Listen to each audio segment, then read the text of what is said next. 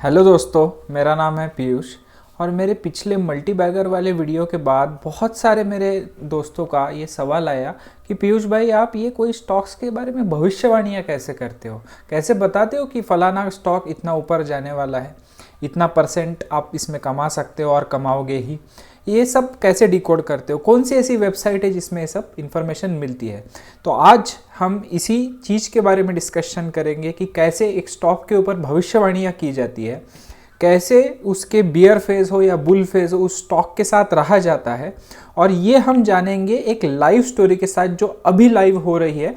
तो इसमें आपको सीखने का भी मौका है और इसमें आपको कमाने का भी मौका है।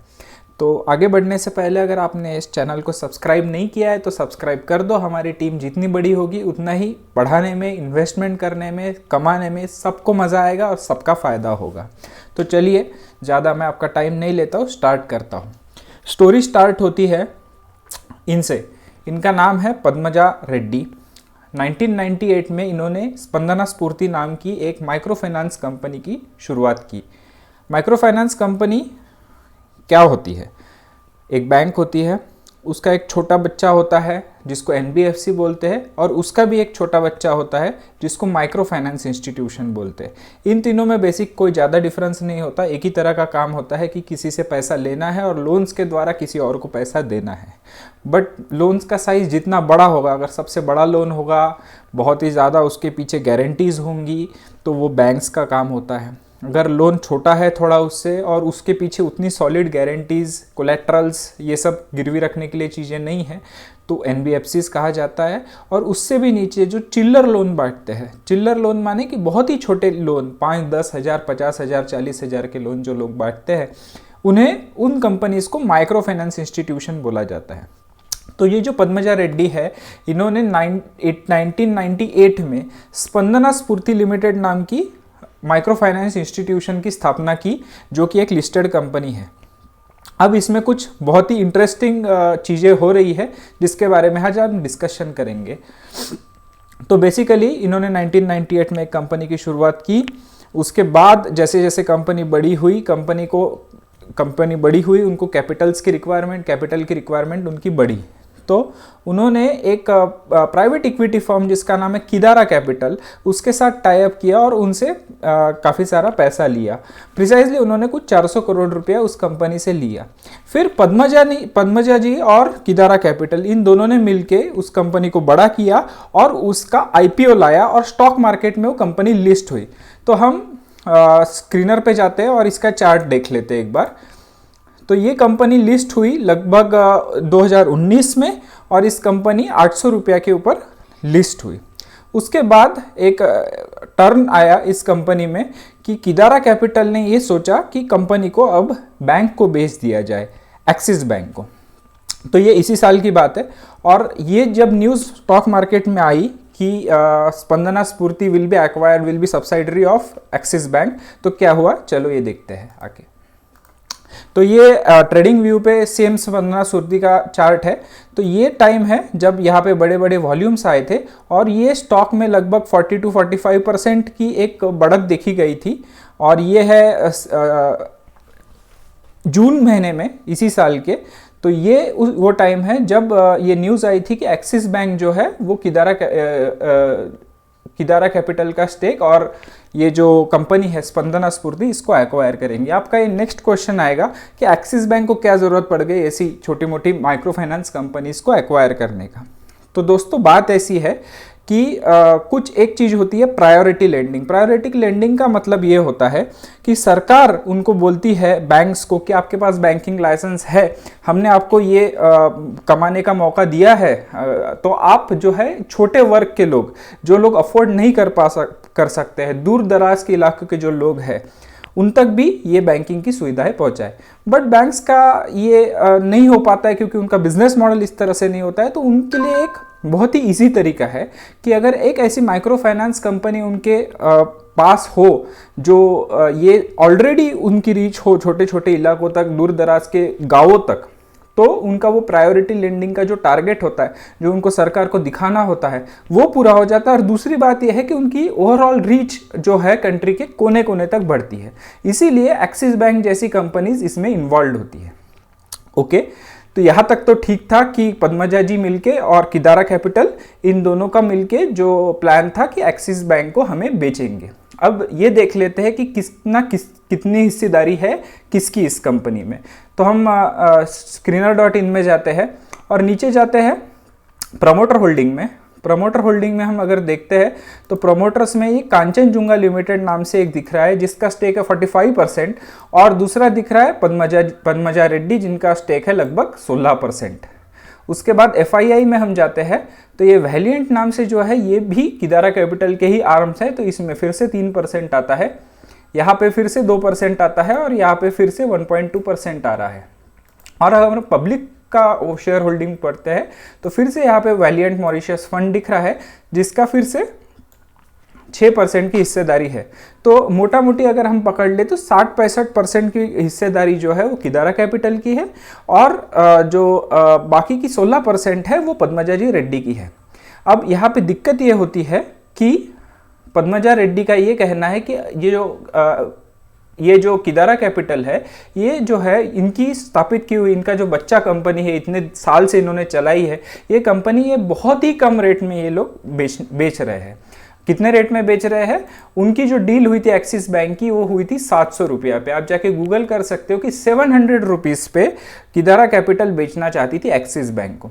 अब ये चीज़ शायद इंटरनली किसी को पता चल गई, उसके वजह से ये स्टॉक यहीं से गिरना शुरू हो गया, और बाद में ये न्यूज़ आई कि पद्मजा जी रेड्डी और इनके बीच में जो ये झगड़ा था ये पब्लिक हो गया और उन्होंने रिज़ाइन कर लिया। So now she is not MD and CEO of Spandana स्फूर्ति लिमिटेड। यहाँ तक तो बात हो गई कि अभी तक क्या हुआ। तो अब बात आती है कि भविष्यवाणी कैसी की जाए ऐसी सिचुएशंस में। तो बात ऐसी है कि आप अगर ये चीज़ ले, आज जो हो रहा है इस स्टोरी को ले और इस स्टोरी को कंपेयर करें कि पीछे कभी मार्केट में ऐसा कभी कुछ हुआ था क्या, ऐसी घटना, तो आप जान सकते हैं कि ओके तब हुआ था तो तब क्या हुआ था और अब हो रहा है तो अब क्या होगा, यही भविष्यवाणी कहलाएगी। तो पीछे कुछ ऐसा हुआ था क्या? तो हाँ, हुआ था। जिस एक कंपनी का नाम है, उसका नाम है SKS micro finance limited. SKS micro finance limited इस बंदे ने चालू की थी जिसका नाम है विक्रम अकुला, और इनका भी सेम ही स्टोरी हुई थी कि इन्होंने कंपनी शुरू की, इन्होंने कुछ जो है इन्वेस्टर्स अपने साथ जोड़े और इन्वेस्टर्स और इनके बीच किन्हीं पॉइंट्स पे मतभेद हो गया और इन्हें कंपनी से रिजाइन करना पड़ गया। तो हम एक बार इसका चार्ट देख लेते हैं SKS माइक्रो फाइनेंस का। तो ये उस समय था जब उन्होंने 2011 में विक्रम अकुला जी ने रिज़ाइन किया और कंपनी का स्टॉक नीचे आ गया। और उसके बाद क्या हुआ? तो यही भविष्यवाणी की बात आती है कि उसके बाद 68 का जो स्टॉक था आज से 10 साल पहले, 10 साल में ये स्टॉक 68 से बढ़ के 1200 रुपया तक गया। आप ही अंदाज़ा लगा लीजिए कि कितना % ये स्टॉक बढ़ा है। यहाँ पे क्या हुआ? MD CEO ने रिज़ाइन किया, बहुत निगेटिव न्यूज़ आई, बहुत सारे खराब खबरें आई, स्टॉक नीचे आया। बाद में क्योंकि कंपनी अच्छी थी, नया मैनेजमेंट आया और फिर किसी ने यहाँ पे अच्छे से एक्वायर किया, स्टॉक्स लिए, खरीदे, और फिर उसके बाद एक अच्छी लंबी ग्रोथ स्टोरी हुई। क्योंकि ये माइक्रो फाइनेंस जो कंपनी है या ये जो सेक्टर है इंडिया में, अभी बहुत ही छोटा सेक्टर है। अभी इंडिया के बहुत ही छोटे छोटे जगह पे फाइनेंस इंस्टीट्यूशंस और अभी भी सेठ जी वाले काम हो रहे हैं। तो ये सेक्टर बूमिंग सेक्टर है, अगले 10-20 साल तक इसमें कोई रुकावट नहीं है, बहुत सारी ग्रोथ इसमें अवेलेबल है। तो SKS माइक्रो फाइनेंस के केस में ये हुआ था। उसके बाद SKS माइक्रो फाइनेंस का नाम बदल के कर दिया गया भारत फाइनेंशियल इंक्लूजन, और भारत फाइनेंशियल इंक्लूजन जो है वो हाल फिलहाल में ही इंडसइंड बैंक ने इसे एक्वायर कर लिया। तो जैसे मैंने कहा कि बैंक्स बहुत इंटरेस्टेड होती है ऐसी माइक्रो फाइनेंस इंस्टीट्यूशंस को एक्वायर करने में, तो इंडसइंड बैंक ने इसको खरीद लिया। अब इसमें मज़ेदार ये बात होती है कि इसकी जो मैनेजमेंट थी, भारत फाइनेंशियल इंक्लूजन की जो मैनेजमेंट है फिलहाल, भले ये स्टॉक लिस्टेड नहीं है बट ये कंपनी है जो इंडसइंड बैंक की सब्सिडरी है, तो इसी के जो CEO और MD है वो अब स्पंदना स्फूर्ति के नए CEO और MD है। तो आप ये देख सकते हैं जाके कि यही मैनेजमेंट अब चला रहा है स्पंदना स्फूर्ति को। अच्छा, तो अब यहाँ तक की बात आती है कि ये तो हुई पूरी स्टोरी कि अब वैल्यूएशंस के तौर पे हमारे पास सीखने के लिए और कमाने के लिए क्या है इसमें। तो सीखने वाला पॉइंट नंबर 1 कि ज़रूरी नहीं है कि आप बहुत सारे बड़े बड़े एक्सेल शीट या फॉर्मूलाज से ही कंपनी की वैल्यूएशंस का पता लगाए। कभी कभी नहीं, बहुत सारे टाइम में कंपनी के मालिक ही बताते हैं आपको कि ये वैल्यूएशन सस्ता है या महंगा है, या कभी कभी उनकी एक्टिविटीज़ देख के आपको ये चीज़ पता चलता है कि ओके ये चीज़ अभी सस्ती है या महंगी है। तो ये नंबर 1 पॉइंट हो गया। और नंबर 2 पॉइंट हो गया कि आप कैसे भविष्यवाणी लगा सकते हो किसी कंपनी की कि आगे जाके क्या होने वाला है इस कंपनी में। तो आपको पीछे जाके देखना है कि ऐसी घटनाएं कब हिस्ट्री में हुई थी और ऐसा घटना होने के बाद आगे जाके उसका रिजल्ट क्या आया था। तो अब आते हैं वैल्यूएशंस के ऊपर।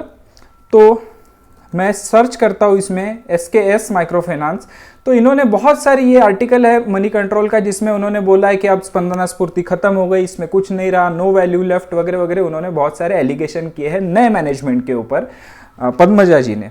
और ये चीज़ स्वाभाविक है कि उन्होंने बहुत सारे एलिगेशन किए, वो खुश नहीं है। जो कंपनी उन्होंने इतने साल बनाई बढ़ाई, अब उनके हाथ से वो निकल गई है क्योंकि बड़ा स्टेक जो है वो किदारा कैपिटल के पास अवेलेबल है, तो वो हैप्पी नहीं है उस सारे घटनाक्रम से, इसलिए वो अपनी भड़ास निकाल रही है, जो कि स्वाभाविक है और सही भी है एक तरीके से।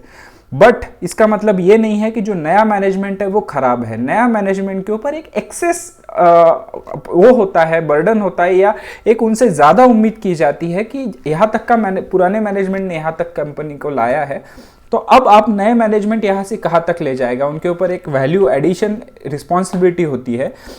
इसके वजह से मैनेजमेंट चेंज होना 90% ऑफ द टाइम्स अच्छा ही होता है। अगर कंपनी के वैल्यूएशंस उतने अच्छे नहीं है और मैनेजमेंट अगर चेंज हो रहा है तो 90% ऑफ द टाइम कंपनी के लिए वो बहुत ही अच्छी चीज़ होती है।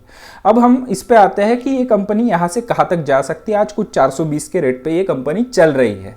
तो पद्मजा जी ने क्या बोला कि मैं क्यों खुश नहीं हूँ इस चीज़ से कि SKS माइक्रो फाइनेंस जो थी, जो मैंने दिखाया आपको, भारत फाइनेंशियल इंक्लूजन्स, वो 4.75 times of the book value में बिकी थी इंडसइंड बैंक को। और वैसी ही एक और भी ट्रांजैक्शन हुई जिसमें ICICI बैंक ने 10% लिया एक दूसरे माइक्रो फाइनेंस कंपनी का जिसका नाम था मिडलैंड माइक्रो फाइनेंस, और इन्होंने ये जो एक्विजिशन किया वो 3.5 times of the book value में किया है। मतलब कि हमारे जो कॉम्पिटिटर्स है और हमसे जो छोटे कॉम्पिटिटर्स है वो 3.5 और 4.5, 4.75 इन बुक वैल्यूज में बिक रहे हैं। तो जो करंट वैल्यूएशन, अगर हम करंट वैल्यूएशन पे जाते हैं स्पंदना स्फूर्ति के, तो करंट वैल्यूएशन जो है वो प्राइस टू बुक है सिर्फ 1। तो उनका कहना है कि 1 और 1 जो 700 का रेट उन्होंने डिसाइड किया है 1.6 है।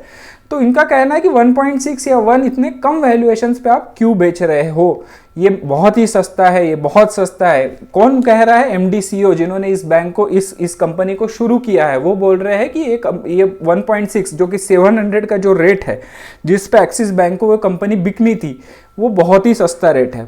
700 सस्ता है तो 420 क्या है? 700 अगर सस्ता है तो 420 क्या है? यह है एक्सट्रीमली चीप, यह है पीनट्स के रेट, यह है बहुत ही चीप, चिल्लर का भाव, है ना। तो आपको कमाने के लिए इसमें क्या है? तो मिनिमम अगर कंपनी में दिक्कतें क्या हो सकती है कि नया मैनेजमेंट है, उनको सेटल डाउन होने में टाइम लगेगा। अभी खराब न्यूज़ेस भी आ रही है इस कंपनी के बारे में, ये न्यूज़ एक बार ख़त्म हो जाएंगी, नया मैनेजमेंट एक बार अच्छे रिजल्ट्स पोस्ट करना चालू कर देगा, तो क्या होगा कि शेयर का भाव वापस ठीक हो जाएगा। बट उसमें 1 या 2 क्वार्टर के रिजल्ट्स खराब आ सकते हैं, म्यूटेड आ सकते हैं, कोरोना वायरस का भी इफेक्ट है, तो 1 या 2 क्वार्टर के लिए आपको हो सकता है कि आपको कोई रिटर्न्स ना मिले। बट आगे कितनी बड़ी अपॉर्चुनिटी है ये हम जल्दी से देखते हैं। तो अगर हम ये देखें कि अभी 700 का रेट चल रहा है इस कंपनी में, और अगर यहाँ से हम देखें कि ऊपर तक कितना है, तो ये 66% बैठता है आराम से। 66% अगर 2 साल में भी आ जाए, 3 साल में अभी आ जाए, तो रिटर्न्स बुरे नहीं है, बहुत ही अच्छे रिटर्न्स है। और जो पद्मजा जी बोल रही है कि हमारा फेयर वैल्यूएशन है 4 times of the book value, 4 times of the book value मतलब आता है 4 गुना। यहाँ से अभी प्राइस टू बुक 1 है, वो बोल रही है 4 टाइम्स में भी बिकनी चाहिए मिनिमम अगर बेचनी है अगर ये कंपनी, तो वो आता है 1600 रुपये। अगर इस रेट में कहीं भी कुछ रीनिगोशिएशन होती है, फिर से डील चेंज होती है, क्योंकि अभी लिटिगेशन भी हो सकता है, ये हो सकता है कि बाकी भी इन्वेस्टर्स को अपना वोट डालना पड़े, और अगर आगे वैल्यूएशन बढ़ती है या वो बोल रही है जो फेयर वैल्यू है, इनकी फाउंडर और सीईओ वो बोल रही है कि उसका 1600 तक का रेट है, मतलब अगर मैं भविष्यवाणी करूं, फिर से मैं भविष्यवाणी की चीज पे आऊं, तो मैं भविष्यवाणी कर सकता हूं मेरे खुद के लिए, आपके लिए नहीं, मेरे खुद के लिए, कि ये कंपनी जो आज 422 रुपए के रेट पे है, इसका रेट अगले 1 साल 2 साल के अंदर मिनिमम 700 रुपए और मैक्सिमम 1600 रुपए तक जा सकती है ये कंपनी। और दोस्तों ये इंडिया की second largest micro finance institution है, जिसका सेक्टर अभी बहुत बूमिंग है और बूमिंग रहेगा। तो ये मेरी भविष्यवाणी है। मैं इसमें क्या करूंगा, मैं इस शेयर को एक्यूमुलेट करूंगा। एक्यूमुलेट करने का तरीका क्या है कि यहाँ पे कोई लेवल्स नहीं है देखने के लिए, अपने लोएस्ट एवर लेवल पे है। मिनिमम सबसे पहले 2020 में क्रैश के बाद यहाँ पे गया था, उसी लेवल पे आज आपको ये स्टॉक मिल रहा है। ये गोल्डन अपॉर्चुनिटी है, तो मैं यहाँ से ये शेयर को खरीदना शुरू कर दूंगा और मैं इसे हर 10% के फॉल पे थोड़ा थोड़ा खरीदते जाऊंगा, और जब ये कंपनी बढ़ना चालू हो जाएगी तब मैं इसको खरीदना रोक दूंगा। मैक्सिमम मैं कितना इन्वेस्ट करूंगा इस स्टॉक में, वो है, अगर मेरे पास 1 लाख रुपए है तो मैं मैक्सिमम 3000 रुपए, यानी कि अपने पूरे पोर्टफोलियो का 3% या उससे कम इस स्टॉक में इन्वेस्ट करूंगा, उससे ज़्यादा नहीं, कितना भी मुझे अच्छा लगे, क्योंकि कभी भी हम इंसान हैं, हम कभी भी गलत हो सकते हैं, हमारी भविष्यवाणियां भी गलत हो सकती है। तो ये मैं करने वाला हूँ, आपको क्या करना है ये आपका डिसीजन है, और सोच समझ के इस पूरे स्टोरी के बेसिस पे आप अपना डिसीजन ले सकते हैं। मैं क्विकली ये वीडियो बनाया, बहुत फास्ट बोला, क्योंकि बहुत सारी चीज़ें थी बताने के लिए। अगर आपको नहीं समझ में आई तो फिर से एक बार ये वीडियो पूरा देख लेना, और अगर आपने सब्सक्राइब नहीं किया है तो पक्का सब्सक्राइब कर लो, और अपने दोस्तों को ये वीडियो जरूर जरूर जरूर फॉरवर्ड करो, उनको भी कमाने दो, उनको भी समझने दो कि भविष्यवाणियां किस तरह से की जाती है स्टॉक मार्केट में, और कैसे रिलैक्स्ड वे में कमाया जाता है बिना टेंशन के, चाहे बुल मार्केट हो या अभी जैसा बियर मार्केट हो, कैसे निश्चिंत रहा जाता है, कैसे लगातार कमाया जाता है, कैसे स्टोरीज को एनालाइज किया जाता है, कैसे आसान भाषा में समझा जाता है स्टॉक के स्टोरीज को। पूरा वीडियो देखने के लिए थैंक यू।